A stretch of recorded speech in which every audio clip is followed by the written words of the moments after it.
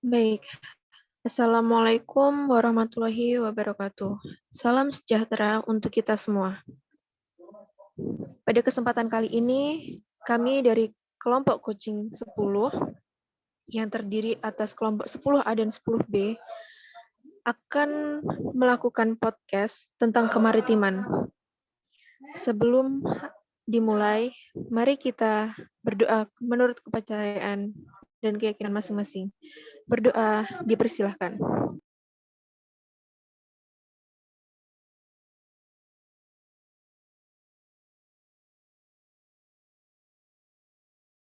Berdoa dapat dicukupkan.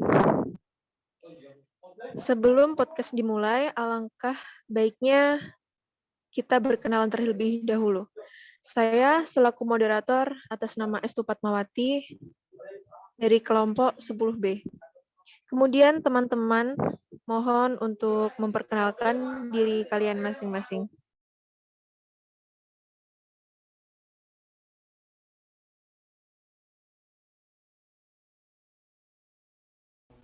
Izin perkenalkan nama saya Duta Saputra dari kelompok 10B dari kelas MB2C.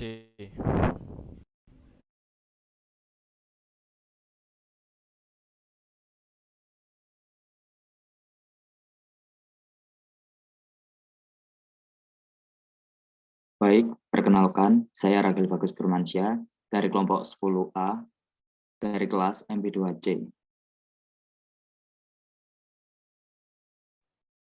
Baik, saya lanjutin ya. Perkenalkan, nama saya Ican Fadia Rahmah dari kelas MB2B dari kelompok 10A. Baik, saya Rafida Diantining Tias dari kelompok 10A dari kelas MB2A. Saya Tesalonika dari kelas MB2C kelompok 10A. Kemudian saya Ihya Ajul Mudin dari kelas MB2B dari kelompok 10B. Baik, perkenalkan saya Aditya Danilarta dari kelompok 10B kelas MB2A. Baik, perkenalkan saya Friska Devi Julinan dari kelas MB2D dari kelompok 10B. Perkenalkan, saya Dwi Febrianti Agustin dari MB2D dari kelompok 10A.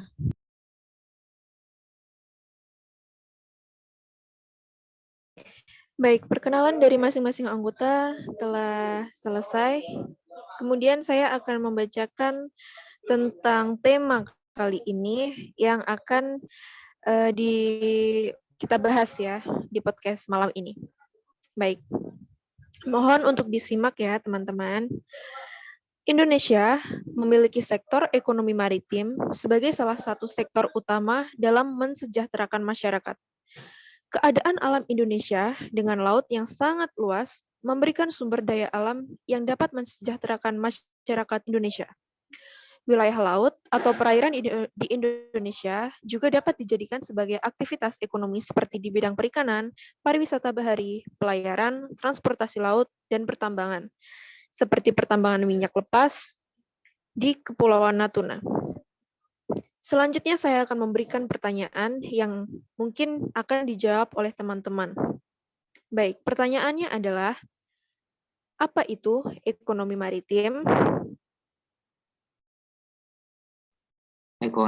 Ekonomi maritim merupakan kegiatan ekonomi yang dilakukan di wilayah pesisir dan lautan serta di darat yang menggunakan sumber daya alam dan jasa-jasa lingkungan kelautan untuk menghasilkan barang dan jasa.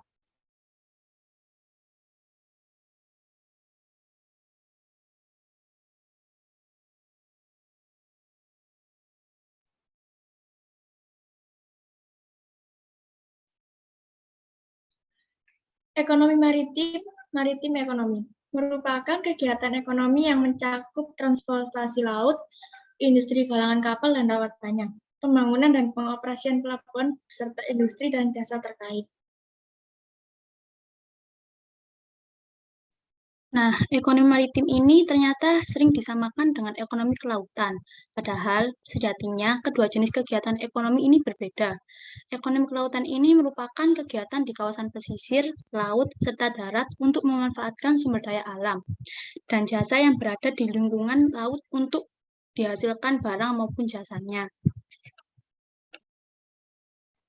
Izin untuk menambahkan, menurut saya sendiri, secara umum, ekonomi maritim ini adalah suatu kegiatan ekonomi yang terdiri di ruang lingkup bidang maritim atau kelautan, atau juga bisa disebut sebagai suatu kegiatan perekonomian yang berfokus pada sumber daya alam laut dan penunjang lainnya yang dapat membantu menaikkan perekonomian di Indonesia.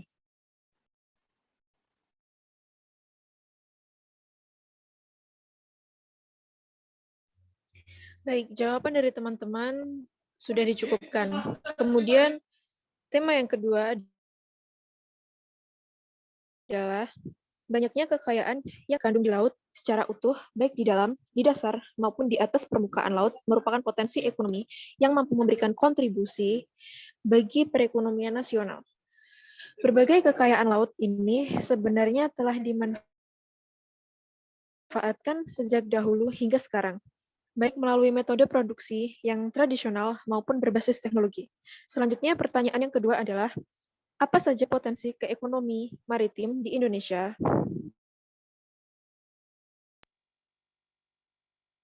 Potensi maritim yang dimiliki Indonesia itu sangat banyak.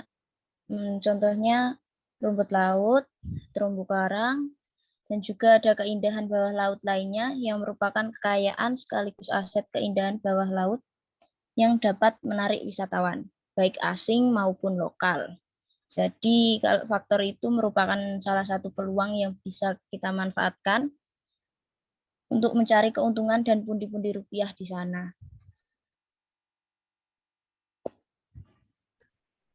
Dan untuk terumbu karang sendiri memiliki manfaat ekonomis, ekologis, maupun sosial ekonomi.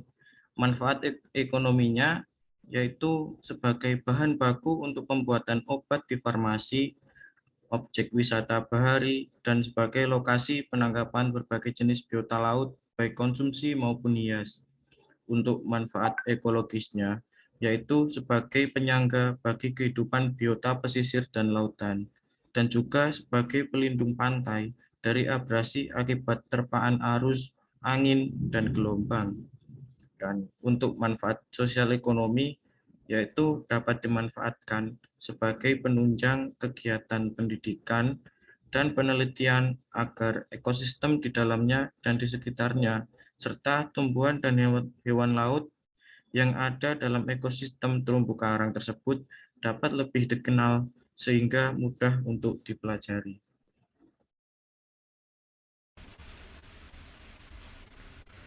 Beberapa daerah yang memiliki keindahan bawah laut juga sudah banyak yang memanfaatkan keindahan alam tersebut, dan sekarang sudah mendunia dan menjadi spot favorit para penyelam seperti Bunaken yang ada di Sulawesi Utara, Raja Ampat yang ada di Papua Barat, dan Bali, Labuan Bajo, Wakatobi, dan lain-lain dan sebagainya yang ada di Indonesia ini.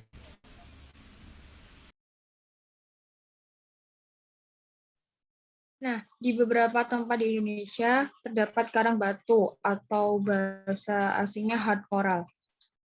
Karang batu ini dipergunakan untuk berbagai kepentingan seperti konstruksi jalan dan bangunan, bahan baku industri, dan perhiasan.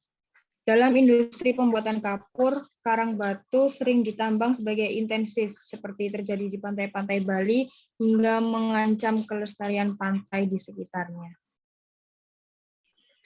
Indonesia juga merupakan negara kepulauan, sarana transportasi laut yang dimiliki juga sangat penting. Banyak pelabuhan terkenal di Indonesia yang dapat disinggahi oleh kapal barang atau kapal penumpang. Contohnya adalah pelabuhan di Jawa, Tanjung Priuk, Tanjung Emas, Ketapang, dan sebagainya.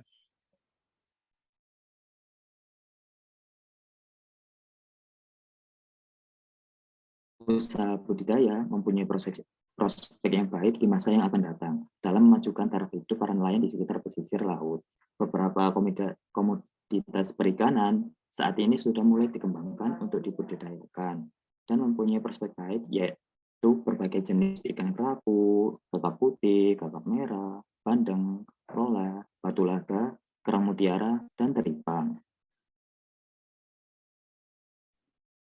Nah, selain itu ada juga data Food and Agriculture Organization di 2012. Indonesia pada saat ini menempati peringkat ketiga terbesar dunia dalam produksi perikanan di bawah Cina dan India. Selain itu, perairan Indonesia menyimpan 70% potensi minyak karena terdapat kurang lebih 40 cekungan minyak yang berada di perairan Indonesia. Dari angka ini, hanya sekitar 10% yang saat ini telah dieksplor dan dimanfaatkan.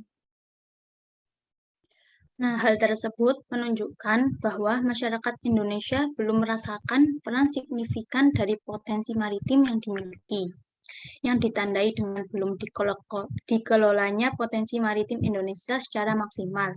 Dengan beragamnya potensi maritim Indonesia, antara lain industri teknologi kelautan, perairan dalam atau deep ocean water, wisata bahari, energi kelautan, mineral laut, pelayaran, pertahanan, serta industri maritim sebenarnya dapat memberikan kontribusi besar bagi kesejahteraan dan kemakmuran rakyat Indonesia.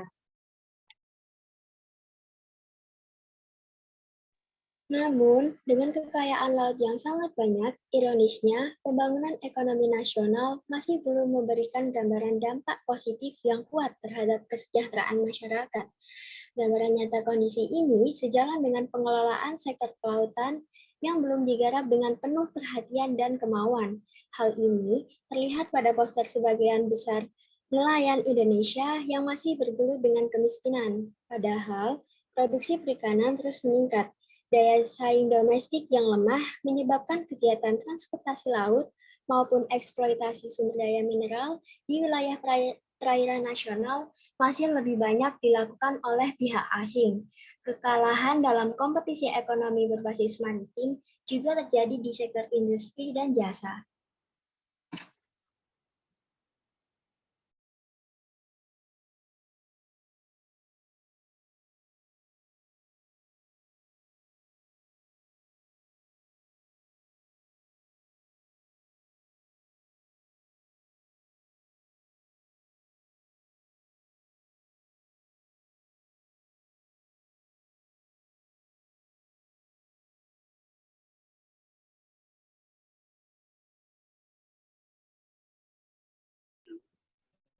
Baik, selanjutnya saya akan memberikan kesempatan kepada anggota yang lain untuk menyanggah argumen tersebut.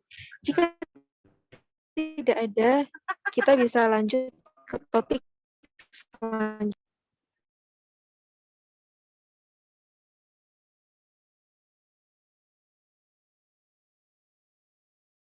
Ya, baik. Mungkin dari saya ada sedikit tambahan. Dilansir dari kabar 24bisnis.com, Presiden Jokowi menerbitkan Perpres Rencana Aksi Kebijakan Kelautan Indonesia 2021 sampai 2025 yang diatur dalam Peraturan Presiden Nomor 16 Tahun 2017, di mana Perpres ini bertujuan untuk menjadi bahan pertimbangan bahwasanya Laut Indonesia sebagai poros maritim dunia. Dengan adanya Perpres ini, diharapkan keadaan laut di Indonesia akan semakin baik dan juga bisa menjadi solusi untuk mensejahterakan masyarakat, khususnya di daerah pesisir pantai.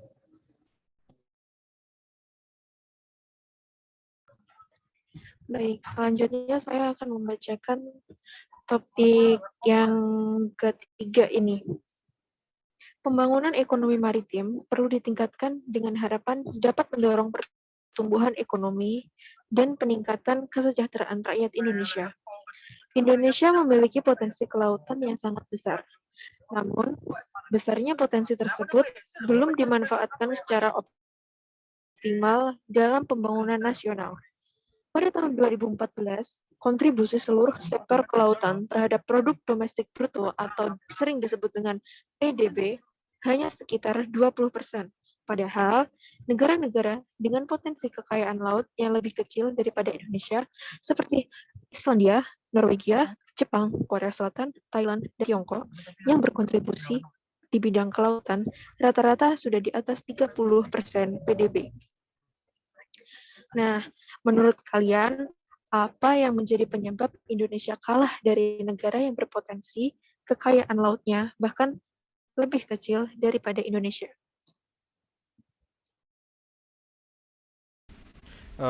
Menurut saya, yang pertama, rendahnya kontribusi tersebut disebabkan oleh infrastruktur kemaritiman di Indonesia yang belum terbangun dengan baik dan merata sehingga menyebabkan biaya yang tinggi. Ya, infrastruktur kemaritiman yang baik diharapkan dapat mengurangi biaya logistik yang mencapai 25% dari produk domestik bruto atau PDB. Untuk mengatasi hambatan tersebut, pemerintah sedang mengupayakan untuk membangun 6 rute subsidi angkutan barang tol laut pada pelabuhan non-komersial pada 2016. Terima kasih.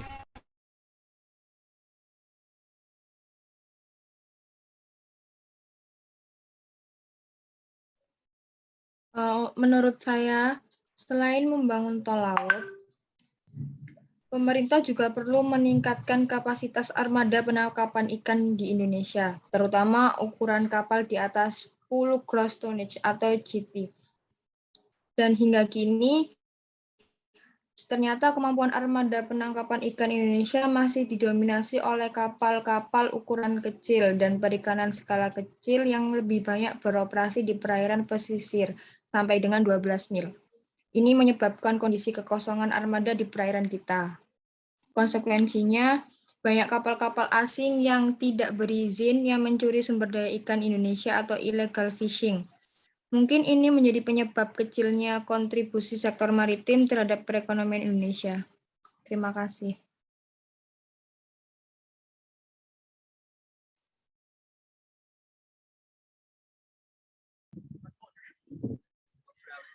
Nah, bagaimana solusi untuk permasalahan kurangnya kontribusi sektor maritim terhadap perekonomian Indonesia? Untuk jawabannya, kami persilahkan. Ya, untuk solusinya adalah membangun kembali budaya maritim Indonesia. Sebagai negara yang terdiri dari 17.000 pulau, bangsa Indonesia harus menyadari dan melihat dirinya sebagai bangsa yang identitasnya, kemakmurannya, dan masa depannya dapat ditentukan oleh bagaimana kita mengelola samudra yang ada di Indonesia. Untuk jawaban saya, yaitu menjaga dan mengelola sumber daya laut dengan fokus membangun kedaulatan pangan laut melalui pengembangan perindustri perikanan dengan menempatkan nelayan sebagai pilar utama dan kekayaan maritim digunakan sebesar-besarnya untuk kepentingan rakyat. Selain solusi itu, ada juga perubahan paradigma pembangunan nasional. Dari pembangunan berbasis daratan menjadi pembangunan berbasis kelautan. Perubahan basis pembangunan dari basis daratan ke lautan merupakan upaya memacu percepatan berbagai sarana strategis transportasi kelautan. Nah, selain itu ada percepatan pembangunan infrastruktur maritim dan ketersambungan maritim. Di situ ada pembangunan pelabuhan yang merupakan satu contoh upaya pengembangan infrastruktur maritim karena pelabuhan sebagai infrastruktur transportasi laut mempunyai peran yang sangat penting dan strategis untuk pertumbuhan industri dan perdagangan serta merupakan segmen usaha yang dapat memberikan kontribusi bagi perekonomian dan pembangunan nasional karena merupakan bagian dari mata rantai dari sistem transportasi dan logistik, sehingga berdampak terhadap peningkatan pajak dan pendapatan negara. Kalau menurut saya, Indonesia harus menegakkan aturan kemaritiman. Sebagai negara yang menjadi titik tumpu dua samudra, Indonesia memiliki kewajiban untuk membangun kekuatan pertahanan maritim.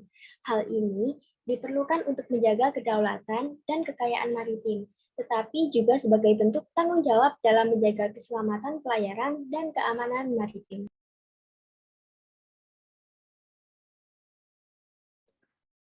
Dari saya, diplomasi maritim. Diplomasi maritim ini adalah mengajak semua mitra-mitra Indonesia untuk bekerja sama di bidang kelautan.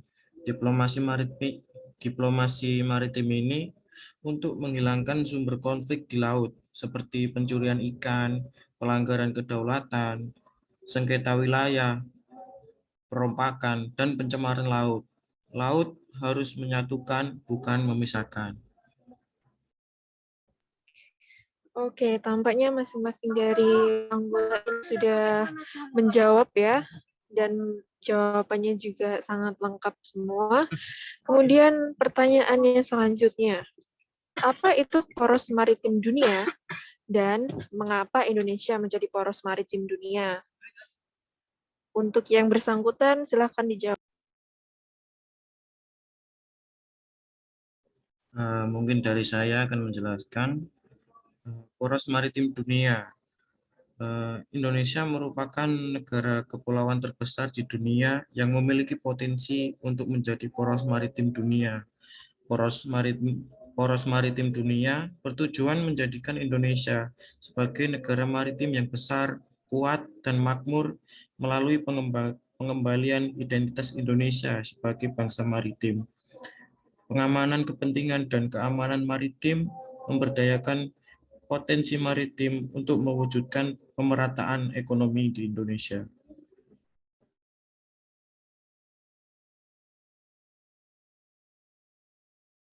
Ya, yang selanjutnya, Indonesia berwujud negara kepulauan, memiliki lautan luas dengan garis pantai terpanjang kedua di dunia. Posisi geografis Indonesia berada di daerah Khatulistiwa, berada di antara dua benua, Asia dan Australia, berada di antara dua samudra, Pasifik dan India. Lokasi Kepulauan Nusantara ini telah menjadi sebuah lokus persilangan alur lalu lintas laut yang menghubungkan benua timur dan barat. Terima kasih.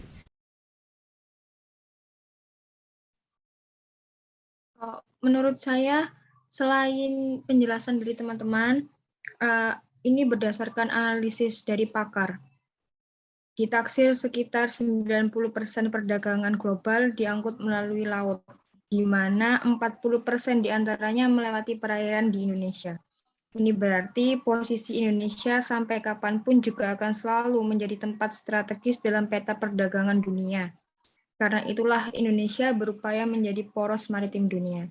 Selain itu, ada 5 pilar poros maritim yang dirancang oleh Presiden Jokowi.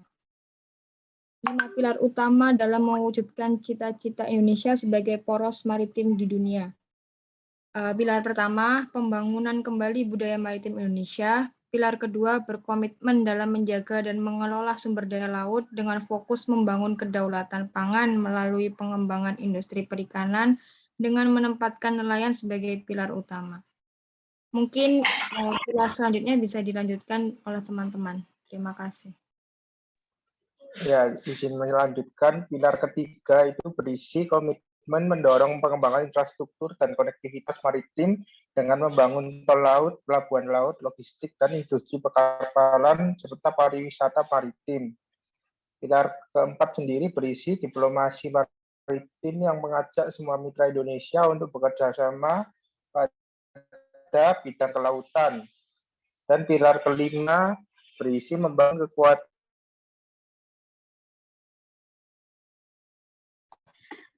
Tampaknya pembahasannya udah mulai seru banget nih ya.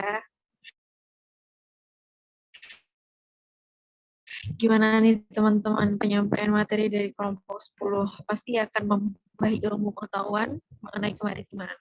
Nah, kesimpulan yang dapat saya ambil dari diskusi di malam ini adalah Indonesia sebagai poros maritim dunia karena Indonesia menjadi tempat strategis dalam peta perdagangan dunia yang menghubungi Indonesia juga sangat berlimpah. Oleh karena itu, dengan adanya kesempatan ini tidak boleh kita sia-siakan begitu saja dong. Dan harus dimanfaatkan kelautan